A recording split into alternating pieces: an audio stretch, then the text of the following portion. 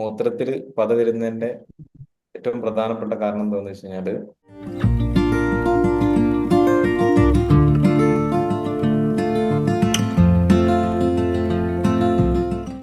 നമ്മുടെ ഭക്ഷണത്തിൽ നമ്മൾ കഴിക്കുന്ന ഭക്ഷണത്തിൽ ഉണ്ടാവുന്ന ബൈ പ്രൊഡക്റ്റുകളുണ്ട്. ബൈ പ്രൊഡക്റ്റ് എന്ന് പറഞ്ഞാൽ നമുക്ക് ആവശ്യമുള്ള ഭക്ഷണം എടുത്തതിന് ശേഷം വരുന്ന പ്രൊഡക്റ്റുകൾ. ഇപ്പൊ ബോഡിയിൽ ആസിഡ് കൂടുതലാണെങ്കിൽ, കൊഴുപ്പ് കൂടുതലാണെങ്കിലൊക്കെ മൂത്രത്തിൽ പത വരാൻ സാധ്യത കൂടുതലാണ്. അതേപോലെ ബോഡിയിൽ വെള്ളം കുറവുണ്ടെങ്കിൽ, ബോഡിയിൽ വെള്ളം കുറവുണ്ടാവുക, അതേപോലെ തന്നെ നമ്മുടെ ബോഡിയിൽ നിന്നും പുറത്തേക്ക് പോകേണ്ട എക്സസ് ആയ കാര്യങ്ങൾ കൂടുതൽ ഉണ്ടാവുക. ഓക്കെ.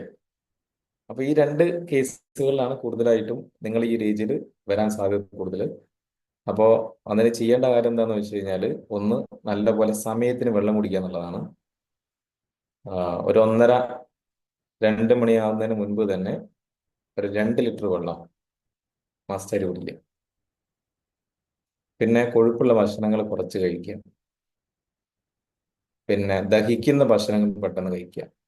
ഈ 3 കാര്യങ്ങൾ ചെയ്യുക. അതിൻ്റെ കൂടെ അപാൻ മുദ്രയും പ്രാൺ മുദ്രയും ചെയ്യാം. അപാൻ മുദ്രയും പ്രാൺ മുദ്രയും ചെയ്യാം.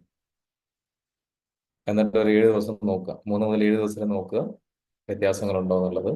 സാധാരണഗതിയിൽ ഇത് നല്ലപോലെ മാറി വരേണ്ടതാണ്.